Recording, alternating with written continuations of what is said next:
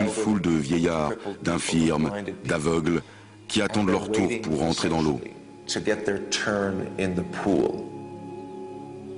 Le paralytique que le Christ a guéri guettait depuis des années la possibilité de se baigner ici. Et ce que Shimon Gibson a découvert correspond à cette histoire. Les marches de ce bassin sont bien conservées. Ces volets de marche interrompus par des paliers permettent de constater que ces plateformes baignées par les eaux correspondent en tout point à la description faite par Saint Jean dans l'épisode du paralytique guéri par Jésus. Malades et infirmes sont donc amenés dans ce bassin où les eaux, paraît-il chargées de sang, se mettent à bouillonner.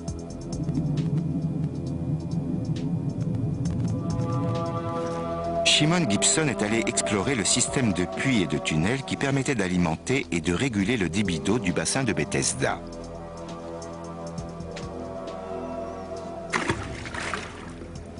Voici ce qui provoquait le fameux bouillonnement de ces eaux.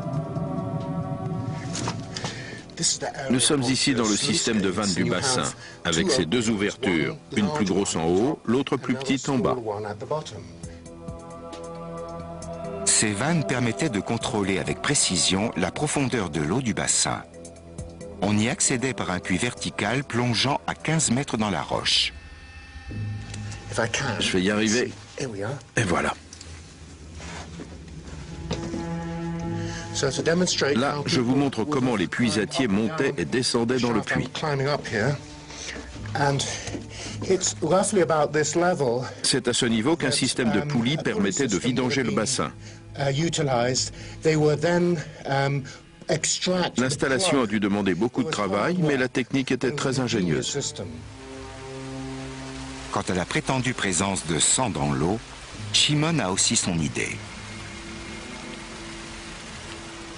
Regardez dans cette fissure de la roche. Vous voyez la terre rougeâtre qui apparaît? Je peux vous assurer que dans l'un des tunnels passant entre les deux bassins, cette terre est encore plus rouge que ça. Lorsque l'eau s'écoulait à travers le bassin nord, les personnes venues se purifier avaient peut-être l'impression que l'eau se transformait en sang. Pourtant, au mont du Temple, et pour une raison tout à fait différente, les véritables effusions de sang ne manquent pas à l'époque. Une fois les pèlerins purifiés par leurs ablutions, l'étape suivante consiste pour eux à offrir un animal en sacrifice. Ainsi, lors de la Pâque juive qui a conduit Jésus à Jérusalem dans les derniers jours de sa vie, d'importants cheptels d'animaux sont tués toutes les heures. Ces sacrifices prennent même une tournure d'abattage à grande échelle. À l'occasion de la Pâque juive, en hébreu Pessah, des milliers de moutons étaient immolés chaque jour. Tel est le contexte dans lequel Jésus a vécu ses derniers jours sur terre.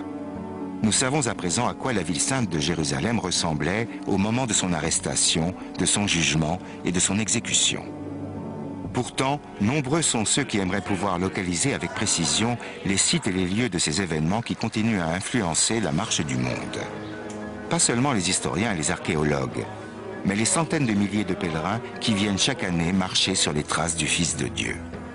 Mais en 2000 ans de modification de l'urbanisme, la cité s'est agrandie, sa topographie a changé et il est difficile aujourd'hui de distinguer le mythe de la réalité. Un exemple, le site où Jésus a partagé son dernier repas de Pâques avec ses disciples. C'est là qu'il aurait rompu le pain. Ce geste devenu symbolique a donné naissance à la cérémonie de la communion qui fait partie de tous les offices chrétiens. Si tant de gens se rendent au Cénacle, sur la colline de Sion, c'est parce qu'ils sont convaincus que cet événement s'est bien déroulé là.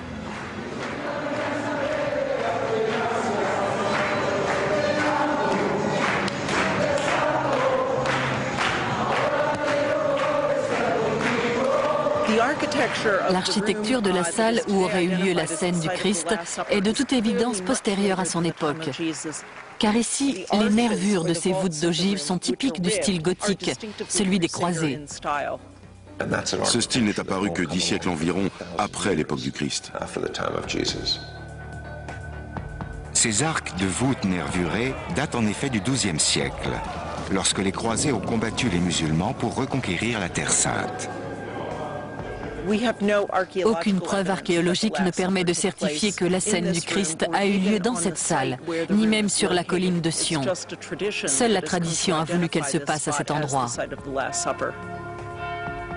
Sur ce site, on a bâti l'une des toutes premières églises chrétiennes. Ensuite, on y a édifié une mosquée et toutes sortes d'autres bâtiments. Il est plus probable que le dernier repas du Christ se soit déroulé dans une demeure privée de Jérusalem.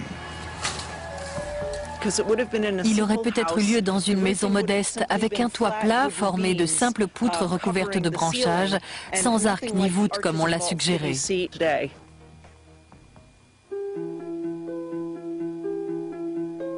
Selon les évangiles, après son dernier repas, le Christ se rend avec 3 de ses disciples au jardin de Gethsémani. S'il est difficile d'en vérifier l'emplacement exact, on sait que ce jardin se situait au pied du mont des Oliviers. Gethsémani signifie pressoir à olives. Ce jardin du pressoir semblait être un petit enclos situé sur la pente du mont des Oliviers, au nord-est du mont du Temple. On pense que c'est là que Jésus est venu prier avant d'être arrêté par les autorités. Après avoir passé la nuit à méditer, le Christ est arrêté par des sacrificateurs du temple après la trahison de Judas. Jésus est appréhendé dans le jardin de Gethsémani, à l'heure la plus sombre, juste avant l'aube. Mais où l'emmène-t-on?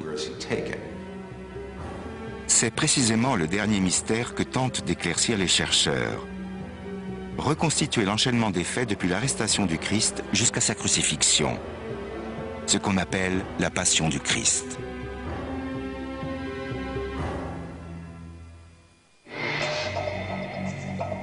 Les évangiles s'accordent pour dire qu'après son arrestation, Jésus est emmené à la résidence de Ponce Pilate, alors procurateur romain de Judée. C'est historiquement vraisemblable car l'Empire romain tient Jérusalem sous sa coupe.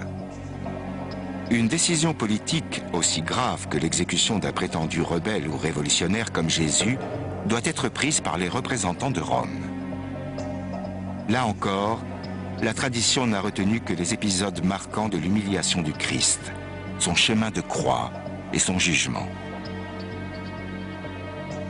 Pour des générations de pèlerins, cette passion du Christ s'est déroulée à la forteresse Antonia. Construite par l'occupant à l'angle nord-ouest du mont du Temple, elle abrite le quartier général des garnisons romaines stationnées à Jérusalem. S'il n'en reste que de rares vestiges, les spécialistes sont parvenus à la reconstituer d'après les archives. Cet édifice monumental et carré est délimité par 4 tours massives dépassant chacune 15 mètres de haut. Érigé comme le symbole de la domination intraitable de Rome, on comprend que la tradition l'est associée au personnage de Ponce Pilate et au procès de Jésus. De nos jours, il n'en reste presque rien. Toujours en quête de preuves formelles, Jody Magness se rend sur le parterre pavé du Lithostratos, le tribunal extérieur à la forteresse où on a coiffé Jésus d'une couronne d'épines.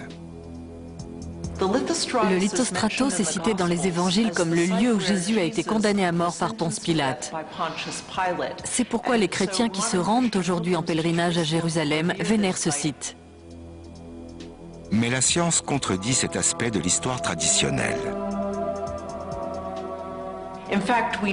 Les recherches archéologiques menées ici ont prouvé que ce pavage n'existait pas du temps du Christ. Il a été posé au IIe siècle de notre ère par l'empereur Hadrien, qui a fait construire à cet endroit une place du marché. Depuis des siècles, les pèlerins empruntent une route partant de la forteresse Antonia, le long de laquelle Jésus aurait porté sa croix. Cet itinéraire passe par une rue appelée Via Dolorosa, ou chemin de la douleur. La tradition veut que ce chemin de croix comporte 14 stations. Devant chacune, les fidèles s'arrêtent pour se remémorer les souffrances endurées par le Christ.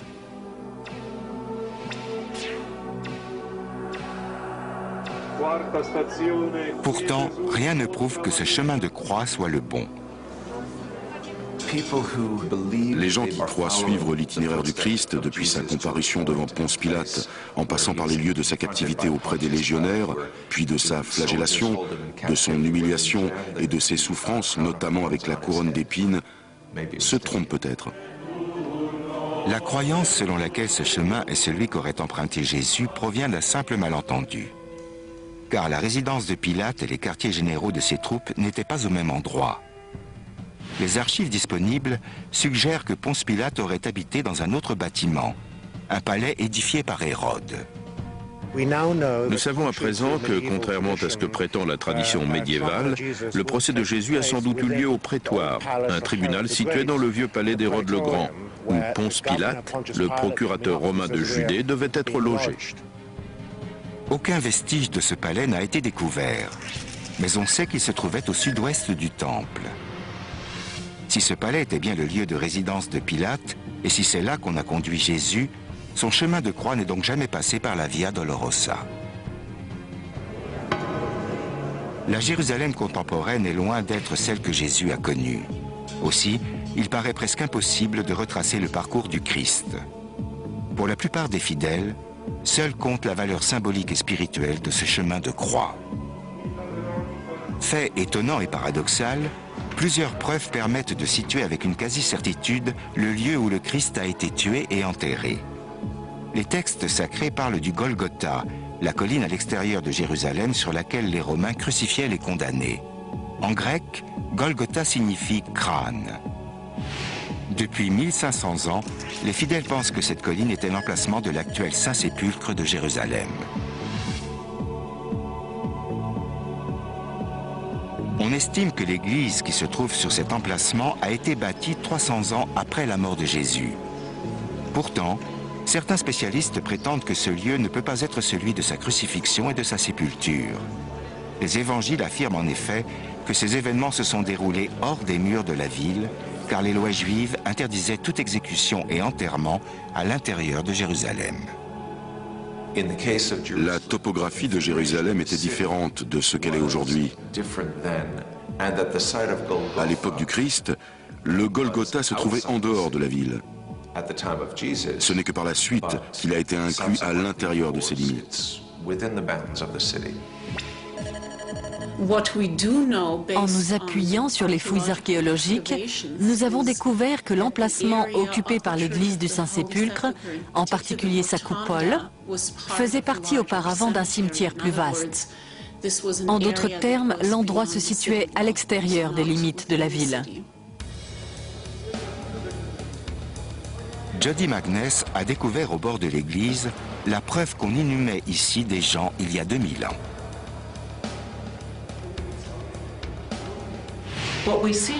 Voici un exemple typique de sépulture juive à Jérusalem du temps du Christ. Ces tombes étaient creusées dans la roche calcaire avec des niches funéraires appelées loculi qui étaient taillées dans les parois des chambres funéraires. Les faits concordent et tout porte à croire que le Saint-Sépulcre a bien été édifié sur le lieu où Jésus fut mis au tombeau. La découverte de tombes juives sur ce site est, du point de vue archéologique, une preuve quasi formelle que c'est l'endroit où Jésus fut crucifié et enterré.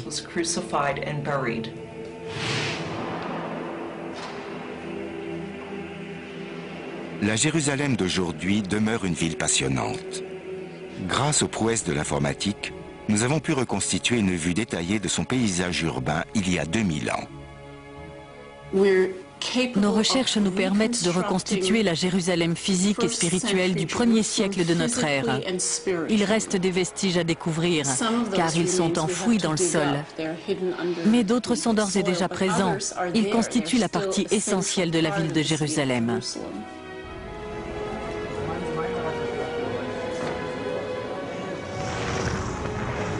Cette reconstitution de Jérusalem nous donne un aperçu sur une époque et un destin d'exception. Quelles que soient nos croyances, il s'agit d'une période qui a joué un rôle crucial dans l'évolution du monde tel que nous le connaissons.